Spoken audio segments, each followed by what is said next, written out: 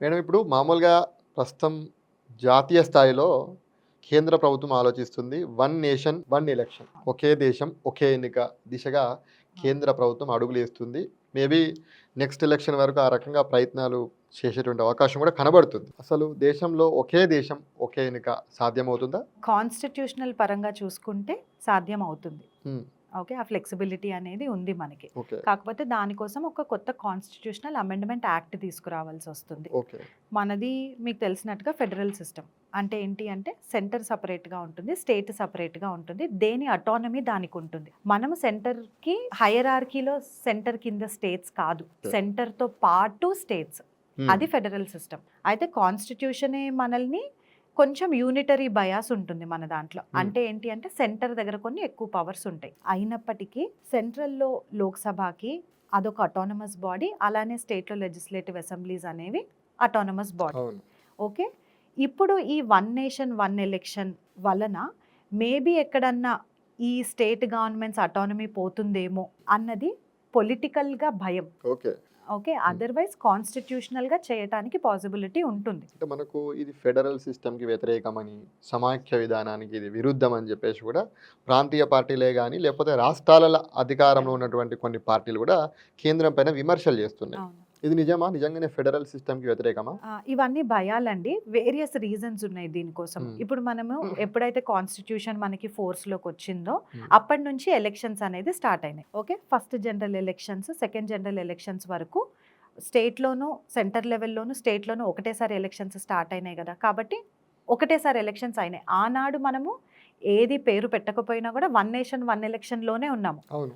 ఆ ఫ్రమ్ రోజు 1962 దాకా. 1962 దాకా. 1962లో ప్రాబ్లమ్ ఎందుకొచ్చింది? ఎప్పుడైతే సెంట్రల్ గవర్నమెంట్ మధ్యలో లోక్‌సభ పోయిందో, హ్మ్. అప్పుడు సెంటర్‌లో మళ్ళీ ఎలక్షన్స్ రావాల్సొచ్చాయి. ఓకే. అప్పుడు ఈ సిస్టమ్ అనేది డిస్టర్బ్ అయింది. ఇప్పుడు మనకి చాలా వెసులుబాట్లుంటాయి. ఒకసారేమో స్టేట్ గవర్నమెంటే ఎలక్షన్స్ కంటే 6 మంత్స్ ముందు వరకు అసెంబ్లీని డిజాల్వ్ చేసుకునే రైట్ ఉంటుంది చీఫ్ మినిస్టర్‌కి. అవును. అప్పుడు ఎలక్షన్స్ 6 నెలల ముందే రావడానికి అవకాశం ఉంటుంది. లేకపోతే మధ్యలో ఏదన్నా నో కాన్ఫిడెన్స్ మోషన్ వలనో, కాన్ఫిడెన్స్ మోషన్ వలనో పాపులర్ గవర్నమెంట్ మెజారిటీ కోల్పోతే సడెన్‌గా ఎలక్షన్స్ ఒస్తాయి.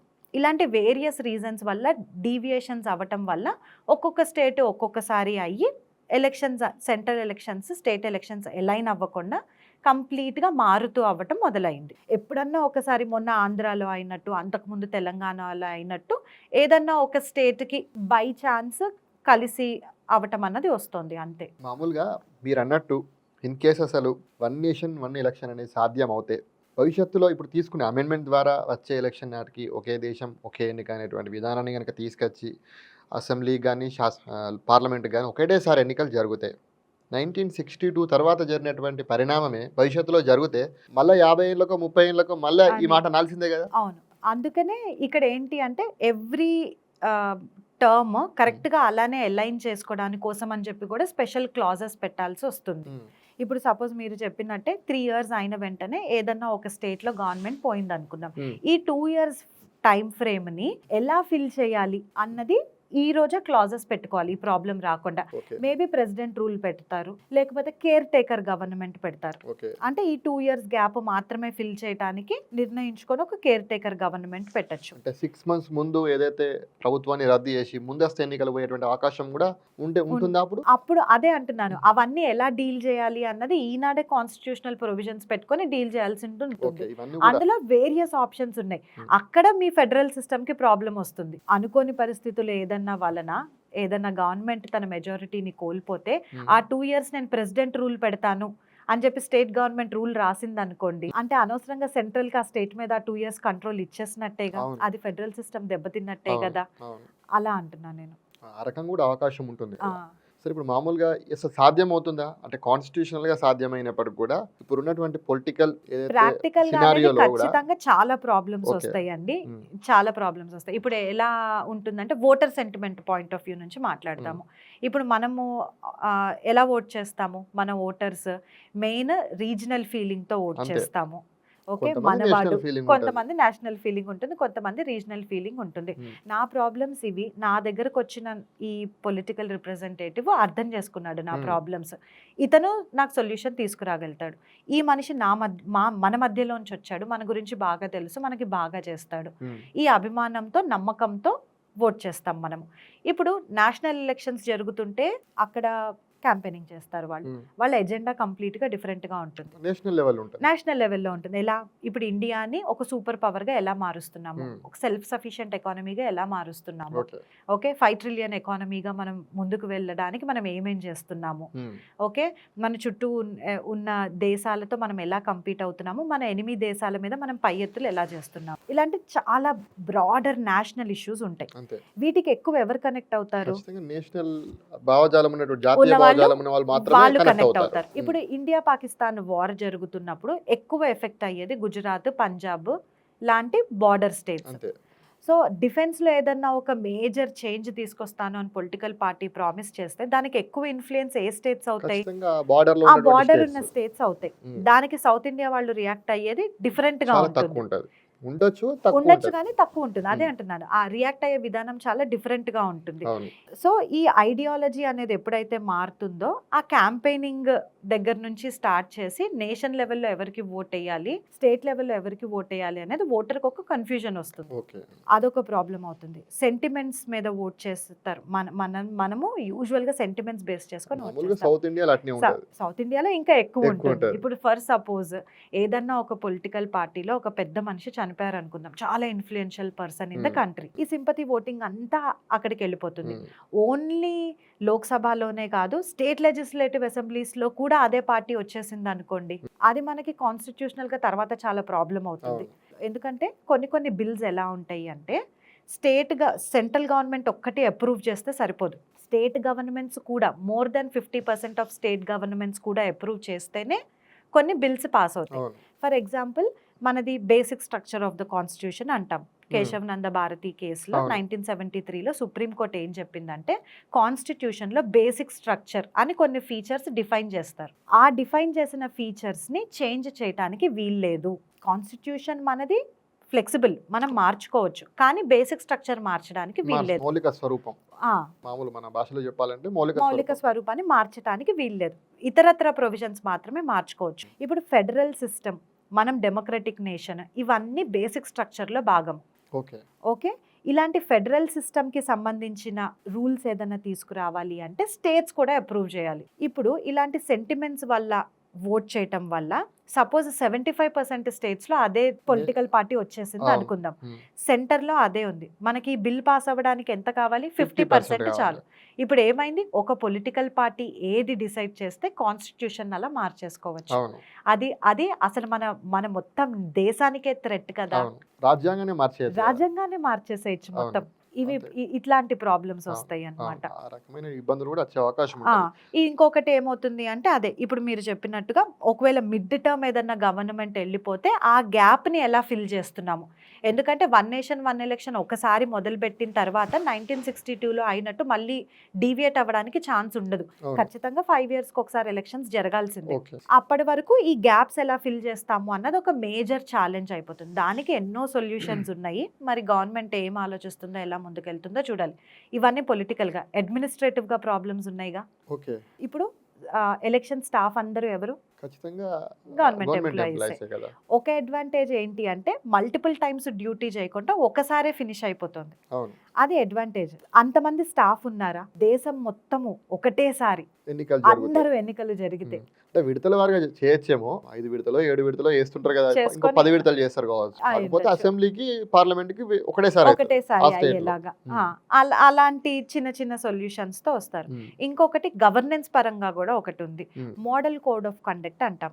ఎప్పుడు అయితే ప్రెసిడెంట్ ఒక ఎలక్షన్ నోటిఫికేషన్ అనౌన్స్ చేస్తారో ఆ రోజు నుంచి ఫైనల్ గా రిజల్ట్స్ వచ్చేంత వరకు గవర్నమెంట్ ఏ కొత్త పాలసీని ఇంట్రడ్యూస్ చేయడానికి వీల్లేదు. మోడల్ కోడ్ ఆఫ్ కండక్ట్ లో అదొక పార్ట్. సో ఇప్పుడు సెంటర్ లెవెల్లో, స్టేట్ లెవెల్లో మొత్తం గవర్నెన్స్ స్తంభించిపోతుందిగా. అవును. ఆ పీరియడ్ ఆఫ్ టైంకి అదొక ప్రాబ్లమే కదా. ఓకే. జనరల్గా ఏమవుతుంది అంటే ఎలక్షన్స్ అయ్యేటప్పుడు ఒకసారి లోక్సభ ఎలక్షన్స్ వస్తాయి. సో మన పొలిటికల్ రిప్రజెంటేటివ్ అయితే ఎవరైతే ఉన్నారో ఎప్పుడు జనాలకి ఏదో ఒకటి చేయటానికి ఒక మోటివేషన్ వాళ్ళకి. ఎందుకంటే ఒకసారి ఎంపీ ఎలక్షన్స్ వస్తున్నాయి, ఒకసారి ఎమ్మెల్యే ఎలక్షన్స్ వస్తున్నాయి, ఒకసారి లోకల్ గవర్నమెంట్ ఎలక్షన్స్ అవును. వస్తున్నాయి. ఒక్కొక్కసారి వస్తున్నాయి. ఎలక్షన్స్ వచ్చే ముందు అందరూ ఎక్కువ పని చేస్తారు అన్నది ఒక కామన్ ఫ్యాక్ట్, కామన్ ఫ్యాక్ట్ అందరికీ అది. తెలిసిందే. అది సో యాక్ట్ చేయడం ఎప్పటికప్పుడు కావచ్చు, ఏదైనా ఎలక్షన్స్ కావచ్చు. ఏదైనా ఎవరైనా అవ్వండి. ఓకే. సో ఇప్పుడు ఏమవుతుంది, ఈ రిప్రజెంటేటివ్స్ ఎవరైతే ఉన్నారో ఎప్పుడు ఏదో ఒకటి చేస్తూ ఉన్నారు జనాలకి ఏంటి? మంచి. రీజన్ ఏదైతే ఏంటి, మనకు కావాల్సింది మంచి మంచి జరగటం. చేస్తున్నారు, యాక్టింగ్ చేస్తున్నారు. ఇక అది ఏదైనా కావచ్చు. ఏదో ఒకటి కొత్త పాలసీస్ తీసుకొస్తున్నారుగా. ఉట్టప్పుడైతే తీసుకొచ్చే వాళ్ళు కాదేమో, ఓకే. ఎలక్షన్ ముందు జనాలను ప్లీజ్ చేయడానికి తీసుకొస్తున్నారేమో. వన్ నేషన్ వన్ ఎలక్షన్ కాకుండా ఈ రకంగా ఇష్టానుసారంగా ఎలక్షన్లు చేయడం ప్రభుత్వానికి ఎక్కువ కూడా బడ్జెట్ కూడా దానిపైన అవును, కేంద్రీకరించాల్సి బడ్జెట్ వస్తుంది. ఇవన్నీ కూడా ఇబ్బందులు పెరుగుతుంది, ఉంటాయి కదా. అలాంటి ప్రాబ్లమ్స్ ఉంటాయి. ఎప్పటికప్పుడు గవర్నమెంట్ రిలాక్స్ అవ్వడానికి ఛాన్స్ లేదుగా. ఓకే. ఎలా మంచి చేద్దాము అని Hmm. ఆలోచిస్తున్నారుగా. ఇప్పుడు అలాంటి అడ్వాంటేజెస్ కూడా ఇట్లాంటి ఉంటాయి. అడ్వాంటేజెస్ ఉండడం వల్ల ఎంపీగా కంటెస్ట్ చేస్తున్నారు, ఓడిపోగానే మళ్ళీ ఎమ్మెల్యే ఎలక్షన్ ఎమ్మెల్యేగా కంటెస్ట్ contest చేస్తున్నారు. అది చేస్తున్నారు. కూడా కాకపోతే మళ్ళీ ఇంకా లోకల్ బాడీస్ లో కంటెస్ట్ అవును. చేస్తున్నారు. ఇవన్నీ కూడా వాళ్ళకు అవకాశాలు ఉన్నాయి అవకాశాలు ఉన్నాయి. కదా. అవును. ఈ రకంగా ఒకటేసారి ఎలక్షన్ పెట్టడం వల్ల కొత్త వాళ్ళకు కూడా అవకాశం వస్తుంది కదా, ఓవర్కమ్ చేసినట్టు అవుతుంది కదా. అవును. సరే, మనకు లోపాలను పక్కన పెడితే అసలు దీనివల్ల లాభాలు ఏంటి? ఎలక్షన్ కండక్ట్ చేయడం వల్ల one nation one election voter turnout ఖచ్చితంగా పెంచొచ్చండి. ఎందుకంటే అంతా ఒకటేసారి అవుతుంది కాబట్టి. ఈ మేజర్గా మనకి ఓటర్ టర్న్అవుట్స్లో ప్రాబ్లం ఎక్కడ వస్తుంది అంటే మన అందరికీ తెలుసు, విలేజెస్లో తక్కువ అవుతుంది, అర్బన్ ఏరియాస్ విలేజెస్లో ఎక్కువ అవుతుంది, అర్బన్ ఏరియాస్లో తక్కువ అవుతుంది. అవును. ఎందుకంటే విలేజ్లో ఈ కమ్యూనిటీ సెంటిమెంట్ అనేది విలేజ్లో చాలా ఎక్కువ ఉంటుంది. అవును. ఒకరికొకరికి కరెక్షన్స్ ఎక్కువ ఉంటాయి. ఓకే, వాళ్ళు ఎక్కువ చేస్తారు. అర్బన్ ఏరియాస్లో ఏమవుతుందంటే లోకల్గా అక్కడుండే పాపులేషన్ కంటే మైగ్రెంట్స్ ఎక్కువ మంది ఉంటారు. అవును, వలస కార్మికులు వలస కార్మికులు ఎక్కువ మంది ఉంటారు. ఈ మిగిలిన వర్క్ స్ట్రెస్లోంచి ఆ ఓట్ చేయడానికి ఒకరోజు హాలిడే ఇస్తే అది హాలిడేగా తీసుకొని ఇంట్లో కూర్చుంటున్నారు తప్పిస్తే వెళ్ళి ఓట్ వేయట్లేదు. అర్బన్ పీపుల్కి కమ్యూనిటీ సెంటిమెంట్ చాలా తక్కువ ఉంటుంది. ఇట్లాంటి వేరియస్ ఫ్యాక్టర్స్ వల్ల ఈ ఓటర్ టర్న్అవుట్ యూజువల్గా తక్కువ ఉంటుంది. చాలా తక్కువ ఈ ఉంటుంది. వన్ నేషన్ వన్ ఎలక్షన్ వల్ల ఒకటేసారి లోక్సభ ఎలక్షన్స్ అవుతున్నాయి, అసెంబ్లీ ఎలక్షన్స్ అవుతున్నాయి కాబట్టి ఓటర్ టర్న్అవుట్ పెరగటానికి ఛాన్స్ ఉంటుంది. ఓకే. అడ్మినిస్ట్రేటివ్ బర్డెన్ తగ్గడానికి ఛాన్స్ ఉంటుంది. ఓకే. అంటే ఈ మామూలుగా ఎంప్లాయీస్ అందరూ ఈ రిపిటేటివ్ ప్రాసెస్ ఉంటుంది కదా అవును. చేసేది, ఈ రెండిటికి ఒకటేసారి అయిపోతుంది కాబట్టి అలా అడ్మినిస్ట్రేటివ్ బర్డెన్ అనేది తగ్గుతుంది. ఓకే. గవర్నెన్స్ అనేది కూడా ఒక సిస్టమాటిక్ గా చేయటానికి వీలవుతుంది. ఒకటేసారి మోడల్ కోడ్ ఆఫ్ కండక్ట్ వస్తుంది, స్టేట్లో సెంట్రల్లో అనౌన్స్ చేస్తున్నారు, స్టేట్లో ఒకటేసారి అవుతుంది. పాలసీ అనేది కొంచెం ఎక్కువ అలైన్డ్ ఉండడానికి మోర్ స్కోప్ ఉంటుంది. ఇవన్నీ అడ్వాంటేజెస్. ఎన్ని అడ్వాంటేజెస్ ఉంటాయో అన్ని డిసడ్వాంటేజెస్ కూడా కూడా ఉంటాయి. రెండు రకాలుగా ఉంటాయి. మరి ఏ రకంగా దాన్ని వాళ్ళు చేస్తారో కానీ, అయితే ఓవరాల్గా చూస్తే మీరు ఓటర్ టర్న్అవుట్ గురించి మాట్లాడారు. అంటే మామూలుగా ఎప్పుడు ఎలక్షన్ జరిగినా మాక్సిమం గ్రామీణ ప్రాంతాలు అయితే కొంచెం ఎక్కువ అవుతుంది, అర్బనైజ్డ్ ప్రాంతాలు 50%, హైదరాబాద్లో అయితే 50%, 45%, 45%, 50 అంతే. కూడా కాదు. 50 కూడా చాలా ముంబై రేర్గా. అంతే, బెంగళూరు అంతే, హైదరాబాద్ అంతే. ఈ రకంగా అసలు ఎవరు కూడా ఓటు వేయడానికి అసలు ముందుకు రావడం లేదు. అసలు 100% ఓటింగ్ జరగాలంటే ఏం చేయాలి? అట్లీస్ట్ 90% కొంచెం టర్న్అవుట్ పెంచాలంటే ఏం చేయాలి? ఎటువంటి రూల్స్ తీసుకురావాలి ఇందులోనే అవకాశం అవును. ఉంటే? అర్బన్ ఏరియాస్లో మెయిన్ ప్రాబ్లం ఏమొస్తుందంటే ఈ ఒక్క ఓటుతో ఏం మారుతుందిలే అన్న డిసప్పాయింట్మెంట్ ఎక్కువ ఉంటుంది.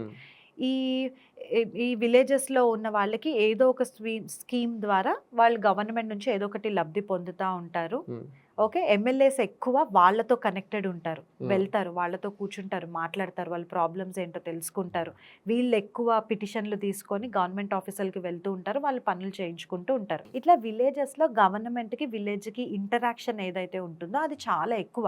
అవును. అందుకని వాళ్ళు ఎక్కువ ఓట్ చేస్తున్నారు. అర్బన్ ఏరియాస్లోకి వచ్చేసరికి ఇది చాలా తగ్గిపోతుంది. ఓకే. అర్బన్ ఏరియాస్లోకి వచ్చేసరికి ప్రాబ్లం ఏమవుతుందంటే ఈ మిడిల్ ఇన్కమ్ పాపులేషన్ అంతా ఎక్కువ ఇక్కడ ఉంటుంది. వీళ్ళు ట్యాక్సెస్ కడుతున్నారు కానీ బెనిఫిట్స్ వస్తున్నాయా? రావట్లేదు. ఒక రకమైన డిసప్పాయింట్మెంట్ వాళ్ళకి. ఏ గవర్నమెంట్ అయితే నాకేంటి? మిడిల్ క్లాస్ వ్యక్తి ఏం ఆలోచిస్తాడండి? నాకు వస్తున్న ఆ 80,000 రూపాయల్లో నేను 10,000 రూపాయలు ట్యాక్స్కే కట్టేస్తున్నాను అన్న బాధ ఎక్కువ ఉంటుంది తప్పిస్తే, ఇప్పుడు హెల్తా, గవర్నమెంట్ హాస్పిటల్కి వెళ్ళలేడు, వాళ్ళ పిల్లల్ని గవర్నమెంట్ స్కూల్లో వేయలేడు. సో ఇలా గవర్నమెంట్ ఫ్రీ సర్వీసెస్ ఇస్తున్నా కూడా వేరియస్ ఫ్యాక్టర్స్ వల్ల ఇటు వాడుకోలేడు, ఇటు ట్యాక్స్ కట్టకుండా ఉండలేడు.